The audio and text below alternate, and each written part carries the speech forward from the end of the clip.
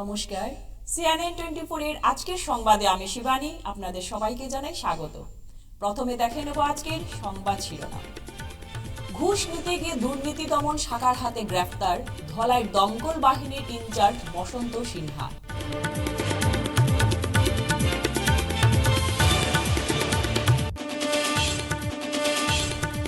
বিশ্ব কবিতা দিবসে বিশেষ আন্তর্জাতিক আলোচনা চক্র ও কবি সম্মেলন অনুষ্ঠিত বিশ্ববিদ্যালয়ে।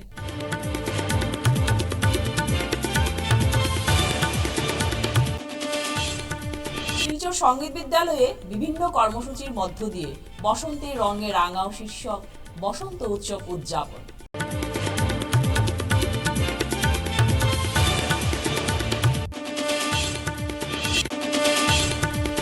অন্নপূর্ণা সেতু থেকে বরাক নদীতে ঝাঁপ দিল যুবতী, চাঞ্চল্য।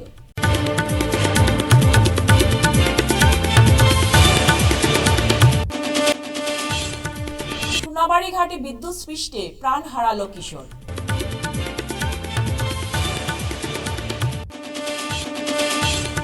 আজকের সংবাদ বিস্তারিত। ঘুষ নিতে আবারও হাত তুললেন সরকারি চাকরিজীবী। এবার ঘুষ নিতে গিয়ে দুর্নীতি দমন শাখার হাতে গ্রেফতার ধলাইয়ের দমকল বাহিনীর ইনচার্জ বসন্ত সিনহা। ফায়ার ব্রিগেডের ইনচার্জ বসন্ত সিনহাকে গ্রেফতার করেছে দুর্নীতি দমন শাখা। ফায়ার সেফটি এনওসি দেওয়ার নামে ঘুষ দাবি করেন বসন্ত সিনহা। বসন্ত সিনহা অগ্রিম হিসাবে 20,000 টাকা দাবি করেছিলেন। শুক্রবার এই টাকা নেওয়ার সময় তাকে দুর্নীতি দমন শাখার অফিসার ও কর্মীরা হাতে নাতে গ্রেফতার করেন। গুয়াহাটি থেকে আগত দুর্নীতি দমন শাখার অফিসাররা তাকে গ্রেফতার করে দীর্ঘ সময় জিজ্ঞাসাবাদ চালান।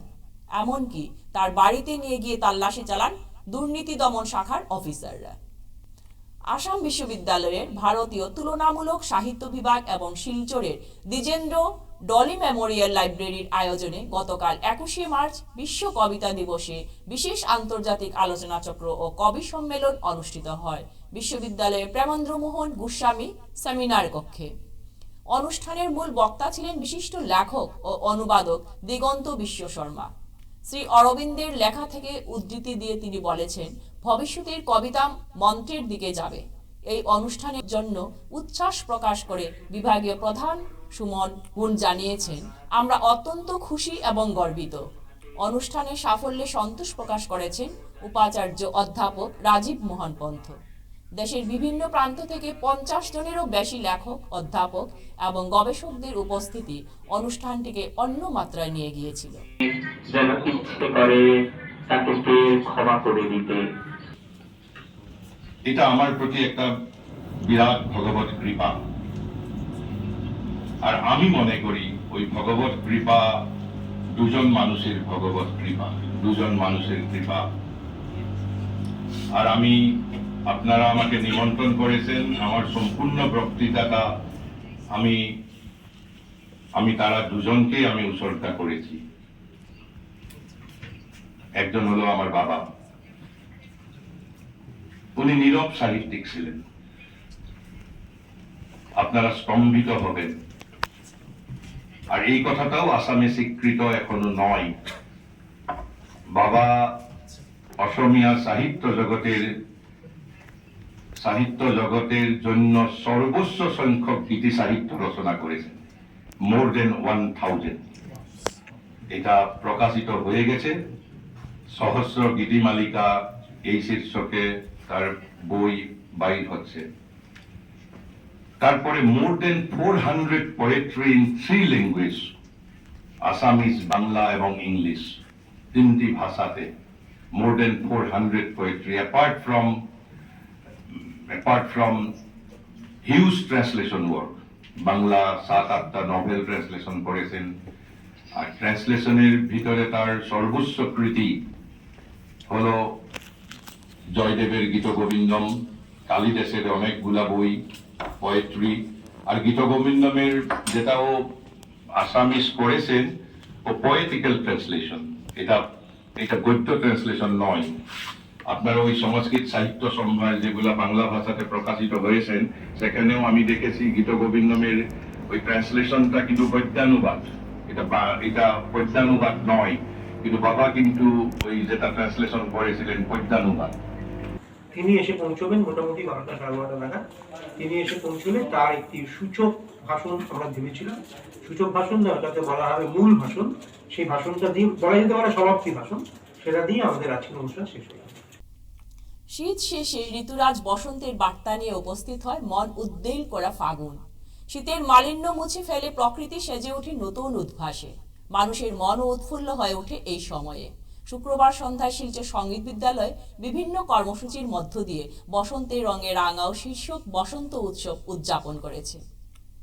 এদিন বিদ্যালয়ের মঞ্চে এ উপলক্ষে অনুষ্ঠিত সভার মুখ্য অতিথি হিসেবে শিলচরের বিধায়ক দীপায়ন চক্রবর্তী উপস্থিত ছিলেন। এছাড়াও বিশিষ্ট অতিথি হিসেবে সৌরীন্দ্র ভট্টাচার্য উপস্থিত ছিলেন। এদিন বিশিষ্টজনেরা প্রদীপ প্রজ্বলন করে অনুষ্ঠানের সূচনা করেন।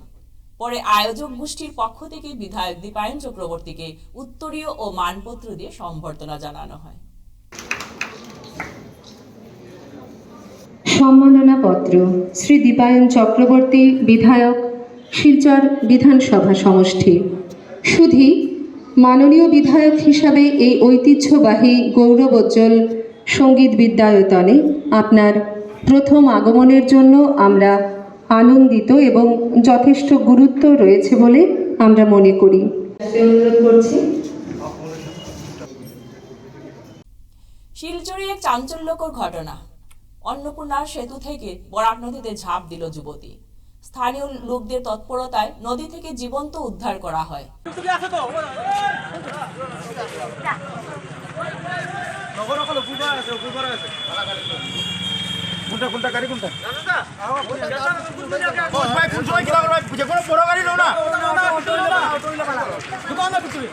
জানা যায় আত্মহননের চেষ্টা সেতু থেকে ঝাঁপ দিয়ে কাবুগঞ্জ এলাকার যুবতী। স্থানীয়রা নৌকা দিয়ে উদ্ধার করে তাকে মেডিকেল কলেজ পাঠান। খবর পেয়ে ঘটনাস্থলে উপস্থিত হয় পুলিশ। পৌঁছেন প্রাক্তন বিধায়ক কিশোর নাথ। কাবুগঞ্জের যুবতী দীর্ঘদিন থেকে শিলচরে এক ভাড়া ঘরে বাস করেছিলেন। কী কারণে নদীতে ঝাঁপ দিয়ে আত্মহত্যার চেষ্টা করলেন তা এখনো জানা না গেলেও প্রেম সংক্রান্ত বিষয় নিয়ে জড়িত থাকার একাংশ সন্দেহ প্রকাশ করেছে।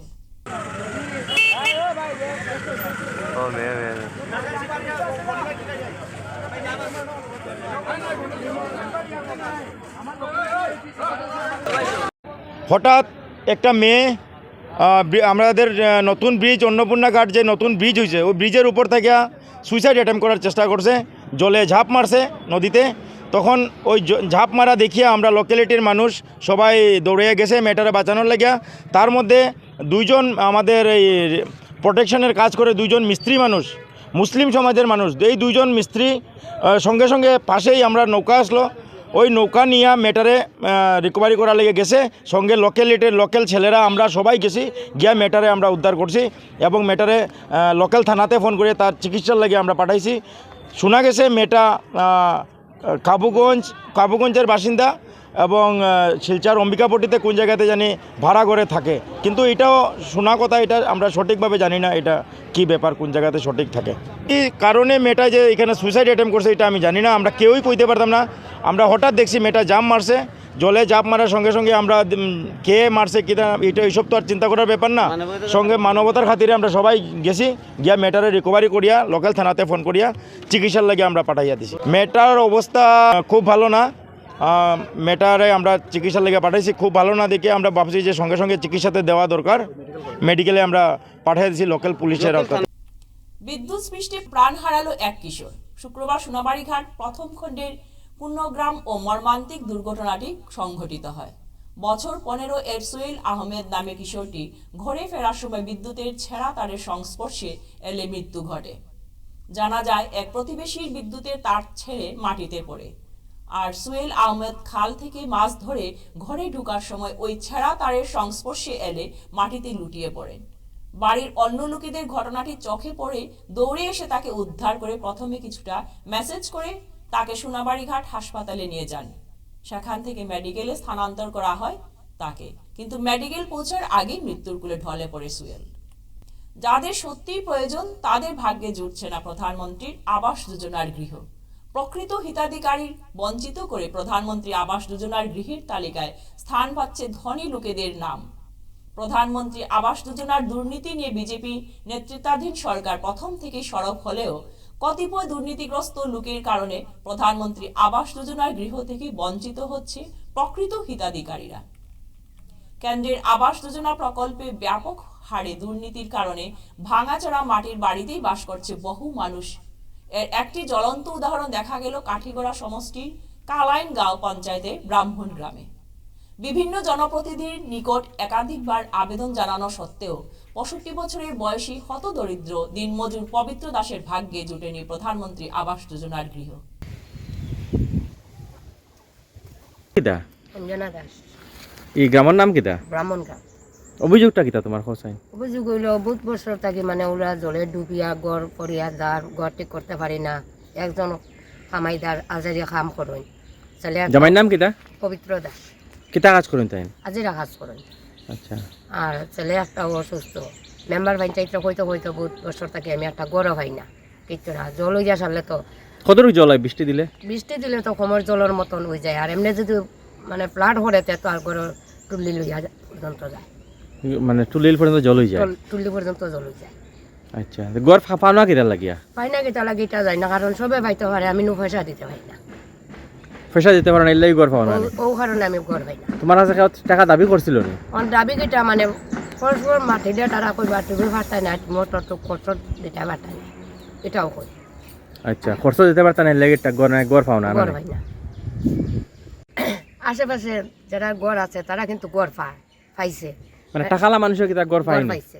আচ্ছা, কিন্তু আমার গড় পাইছি না, আমি পয়সা করি আমি খরচ করতাম পারতাম না, গড় পাইছি না। কিন্তু মুখ্যমন্ত্রী জানি গড় সব দিয়ে দিছে, কিন্তু আমার সব গরিব রেড়ে দিছো? সব গরিব বেড়ে দিছে, কিন্তু আমরা ভাগ্যে জুটিছে না। আর এখন যদি বৃষ্টি হয়, তুফান হয়, তাই আমার থাকার মতন জায়গা নেই। ছেলে দুইটা লইয়া, অসুস্থ ছেলে লইয়া থাকার মতন জায়গা নেই। স্থানীয় আমার এমএলএ বা মুখ্যমন্ত্রী অনুরোধ করে হইয়ার যেন আমার একটা গড় দেওয়ার লাগিয়া। আর গড় যদি আমি পাই না, তো এখন আর মানে আমার বাচ্চা কাচ্চা লইয়া, আমার স্বামী লইয়া আমি মরতে লাগবো, গড় ছাড়া আমি থাকতে পারতাম। তখন আমার গড়ের কি অবস্থা। ফিরছি একটি বিরতির পর, সঙ্গে থাকুন। শিলচরবাসীদের জন্য সুখবর, এসে গেছে ভিভা ফুড কোর্ট। শিলচরের এই মুহূর্তের অন্যতম আকর্ষণ, যেখানে একই ছাদের তলায় আপনি পেয়ে যাবেন বিভিন্ন ধরনের মিষ্টি, রকমারি স্ন্যাক্স, থাকছে রুপটপ ক্যাফে। একই অঙ্গে এত কিছু। পিওর ভেজ এই ফুড কোর্টে আপনার আপনজনকে নিয়ে একটি সন্ধে কাটিয়ে যান। কথা দিচ্ছি আপনাকে আবারও আসতে হবে ভিভা ফুড কোর্টে। যোগাযোগ 9395935558 এই নাম্বারে। আপনাকে জানাই সাদর আমন্ত্রণ। 100 প্লেসমেন্ট সহায়তা, শিল্প অভিজ্ঞতা এবং আরও অনেক কিছু পাওয়ার সুযোগ নিন। International institute of cosmetology and অ্যাস্থেটিক্সে যোগ দিন এবং শিলচর বোসকোটেক, বাজান্তিপুর, পণ্ডিতে কসমেটোলজিতে আপনার স্বপ্ন এবং ক্যারিয়ারের মধ্যে ব্যবধান পূরণ করুন। ফিরে এলাম বিরতির পর। মিথ্যা মামলায় ফাঁসি জমি দখলের অভিযোগ এক ব্যক্তির বিরুদ্ধে। বরাক উপত্যকায় ভূ মাফিয়ারা অপরের জমি দখল চালিয়ে যাচ্ছে বেশ জোর কদমে। প্রায় প্রতিদিনই জমি দখলের সংবাদ পাওয়া যায়। কয়েকদিন পূর্বে কাঠিগড়া এক জমির ব্যাপার নিয়ে প্রচণ্ড মারপিট তথা 2 জন নিহত পর্যন্ত হয়েছে। প্রশাসন শক্তভাবে মাফিয়াদের দমন করতে না পারলেও আগামীতে আরও ভয়ঙ্কর ঘটনা সংঘটিত হতে পারে বরাক উপত্যকায় বলে মনে করেছেন বরাক উপত্যকার জনগণ। আজ আবার উধারবন বিধানসভা কেন্দ্রে নিরীহ এক ব্যক্তির অভিযোগ, কাছাড়ের সেটেলমেন্টের কথায় নিজ জমির পজিশন নিতে জমিতে বাউন্ডারি দেওয়ার মিথ্যা মামলায় জড়িয়ে ফেলে এক ব্যক্তি। আসুন দেখে নেওয়া যাক এই অসহায় নিবিড় ব্যক্তি ও গ্রামের লোকেরা কি বলছেন। আর জোর জবরদস্তি করিয়া সেলিমে আমার জমিনটা নিয়ে ঢুকাই দিছে। আমরা একদিন গেছিলাম, আমরা জমিনটা বেড়া দেওয়াতে আমরা উপরে ডাকাতির কেস দিছে। ডাকাতির কেস দিয়া হে আমরা হ্যারাসমেন্ট করছে। আমরা গোয়াড়ি থেকে জামিন লইয়া আমরা ছুটি আইছি। এর জন্য ওরা কমজুরি মানুষ দেখে, গরিব বুড়া ওটা মানুষের জমিন আত্মসাৎ করিয়া সেটেলমেন্টের পাটোয়ারির লোকে মিলিয়া এই আত্মসাৎ করিয়া খায়। আমরা গরিব মানুষ, আমরা রুজি কাম করিয়া খাই, আমরা কই দিয়া টেকা পাইতাম, তার লগে তো আমরা হাত ধরার মতো কোনো উপায় নাই। ইয়া বলা ধমকি টাকি দিয়ে ডাকাতির কেস দিয়ে আমরা খালি জমিনও জমা করে ওই আমরা ডাকাত মানে যাওয়া ঘুরাইছে। তাহলে আমরা কীভাবে পারবো চাই না? আমরা অরিজিনাল সত্য, আমরা ওই ডকুমেন্ট আছে, ওই যখন ডকুমেন্ট মহাসড়ক নোটিশ আছে, হিয়ারিং দিছে সরকারে, আমারে আছে, আমার দলিল আছে, জবানবন্দি আছে, খাজনার কাগজ আছে, আর কিতা লাগে, মিউটেশন আছে। ওই পাটোয়ারির লোক সহযোগিতা করিয়া। পাটোয়ারির নাম কিতা? জি, পাটোয়ারির আমার নাম? পাটোয়ারির নাম হলো বিধাননাথ পাটোয়ারি, আচ্ছা। আর সেলিম আহমদ লস্কর, সেলিমুদ্দিন লস্কর। এখন আগে যেটা আমরা এখন তো এখনো গভর্নমেন্টের আশ্রয় লইছি, আমরা এটা উচিত বিচার করিয়া সবে দিতা। সেলিম পেশারের কিনারে তাইনের জমিন আছে, এই জমিনটা বলপূর্বক ভাবে আজকে সেলিম উদ্দিন যে পেশারের মালিক তাইনে আজকে দখল করিয়া এখানে তারা যে প্রাপ্য, এই প্রাপ্য থেকে তারা বঞ্চিত করছে। এবং এই জিনিসটা যখন আমরা জানলাম, এতে সমাজসেবী হিসাবে আমি যখন সার্কেল অফিসারের এখানে গেলাম, এই সার্কেল অফিসারের মধ্যে এই জিনিসটা আমি যখন তাইনে জিজ্ঞাসা করলাম, তখন তাইন বলছেন কি আপনার তো টাইটেল উইটেল সব কিছু এভরিথিং ওকে আছে, আপনি সব জায়গা থেকে, আপনি ডিসি অফিস থেকে এবং সার্কেল অফিস থেকে আপনি হিয়ারিং দিচ্ছেন, সব কিছু কাগজ আপনার ওকে আছে, কিন্তু পজিশন আপনার নামে নাই, পজিশন আমরা দিতে পারতাম না, এখন তো আমরা নামিয়া মাইর করিয়া পজিশন দিতে পারতাম না, পজিশনটা আপনারা নিতে লাগবো। এখন তারা যখন পজিশন লওয়ার লাগি যখন এখানে গেছে, যখন এখানে বেড নিজের জমিনে মানুষ যখন বেড দেওয়ার লাগি গেছে, তখন এই মানুষটা সেলিম উদ্দিন মানুষটা এই যে কেশারের মালিক তাইনের তারার উপরে আজকে ডাকাতির কেস দিল, ঠিক আছে। এবং এই ডাকাতির কেসের ফলে আমি গুয়াহাটি হাইকোর্ট থেকে তারা জামিনও করে আনলাম। এবং আমি সরকারের কাছে এটাই অনুরোধ করতে চাইলাম যে আমাদের সার্কেল অফিসে যেভাবে আজকে দুর্নীতি চলে, আজকে আমাদের মাননীয় হিমন্ত বিশ্ব শর্মা এখানে খুব সুন্দর পদক্ষেপ লইছেন, আজকে জমিন জাগার লাগি তাইনে অনেক ভালো আইন প্রস্তুত করিয়া রাখছেন, দালালদের তাই ধররা, কিন্তু আজকে সার্কেল অফিস যে আজকে সার্কেল অফিসারে যে আজকে দুর্নীতি চলে, এই দমন করতে লাগবো। কারণ তারা যখন মিউটেশন সার্টিফিকেটের জন্য যখন অ্যাপ্লাই করলো, আজকে থেকে 2 মাস আগে তারা মিউটেশনের লাগি তারা দিছে সেম জমিনে মিউটেশন জিনিসটা দিছে, বাট এখন যখন অ্যাপ্লাই করছেন তখন তারা কর কি না আপনার তো নাম কাটা, কিন্তু রেকর্ডে দেখা যায় এখানে কাটা নয় করিয়া এখানে লেখা আছে লাল কালির মধ্যে। এখন যদি এখানে দুর্নীতি হয় তো আমরা একটা আইনের আশ্রয় নিচ্ছি, এবং আমাদের মাননীয় হিমন্ত বিশ্ব শর্মা থেকে এটাই অনুরোধ যে সার্কেল অফিসারে যে দুর্নীতি হয় এটা আপনি অতি সত্বর বন্ধ করেন। কাছাড়ে পৃথক পৃথক অভিযানে বার্মিজ সুপারি, গাঞ্জা, কফ সিরাপ সহ গ্রেফতার 2। কাছাড় পুলিশ অবৈধ নেশা জাতীয় দ্রব্য পাচারের বিরুদ্ধে লক্ষ্মীপুরের ফুলেরতলির ঘাটে বিশেষ অভিযান চালিয়ে ব্যাপক সফলতা অর্জন করেছে। কাছাড়ের পুলিশ সুপার নুমাল মাহাতো জানান, মণিপুরের জিরিবামের সাইকেল পাই পুঞ্জির এনগাই বোঞ্জ কুকি নামের এক মহিলা লক্ষ্মীপুরের ফুলেরতল ঘাটে একটি নৌকায় করে নেশা জাতীয় দ্রব্য পাচারের উদ্দেশ্যে এসেছিল। আর তখন পুলিশ অভিযান চালিয়ে মহিলার কাছ থেকে 15 কেজি গাঁজা জব্দ করে। এদিকে কাছাড় জেলার গুমরা পুলিশ ফাঁড়ির অধীন কালাইনছোড়া চা বাগান এলাকায় পুলিশ অবৈধ বার্মিজ সুপারির বিরুদ্ধে বিশেষ অভিযান চালিয়ে একটি গাড়ি থেকে বিপুল পরিমাণের বার্মিজ সুপারি জব্দ করতে সক্ষম হয়েছে। অপর এক নির্ভরযোগ্য তথ্যের ভিত্তিতে শিলচর শহরতলি বেরাঙ্গা 2য় খণ্ডের বদরুজ্জামান চৌধুরীর বাড়িতে তল্লাশি চালানো হয়। তল্লাশিতে 380 বোতল টিকে কাশির সিরাপ উদ্ধার করেছে পুলিশ। উধারবন্দ খণ্ড স্বাস্থ্য কেন্দ্রের ব্যবস্থাপনায় উধারবন্দ ব্লক অডিটোরিয়ামে ব্লক পর্যায়ে আসা কর্মীদের সম্মেলন অনুষ্ঠিত হলো বৃহস্পতিবার।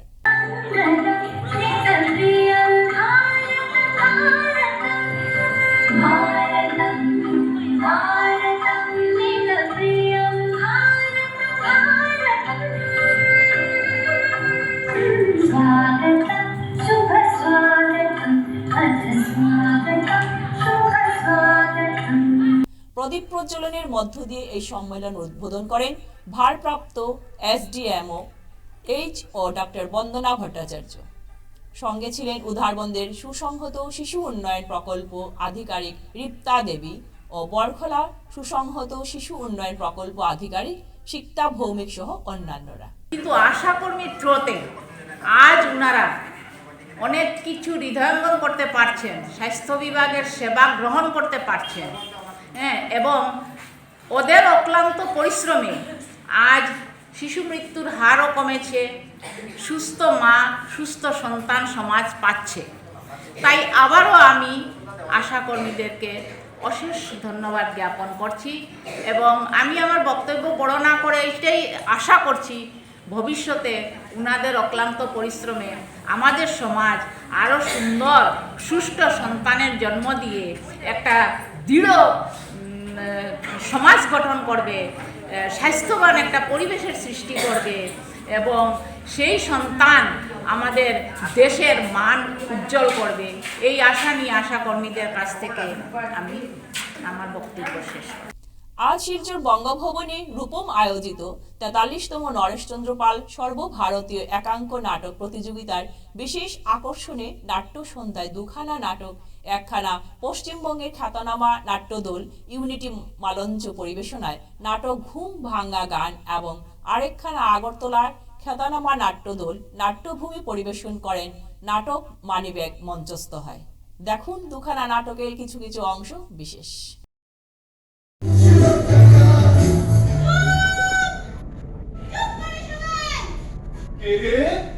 আমাদের লেট নাইট পার্টিতে মাথা ধরা আমি রে একটু কোথা থেকে রে এই যে বাইরের কোথ থেকে টাকা আসছে ও ওয়েনের খুব আমি স্যার এত বড় সাহস এই কয়েল হয়ে আমাদের উচ্চ পর্যায়ে পার্টি মাঝখানে ইন্টারাপশন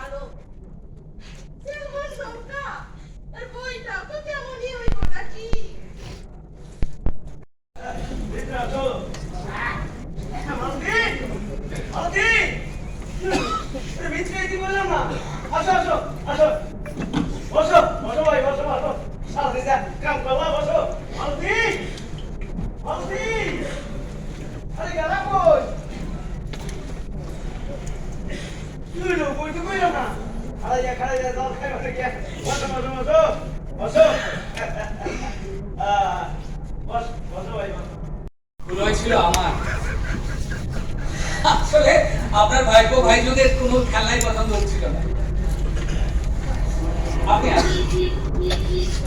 আসুন আসুন, আপনার কাজ হয়ে গেছে, কালকে গিয়ে বিলটা নিয়ে আসুন।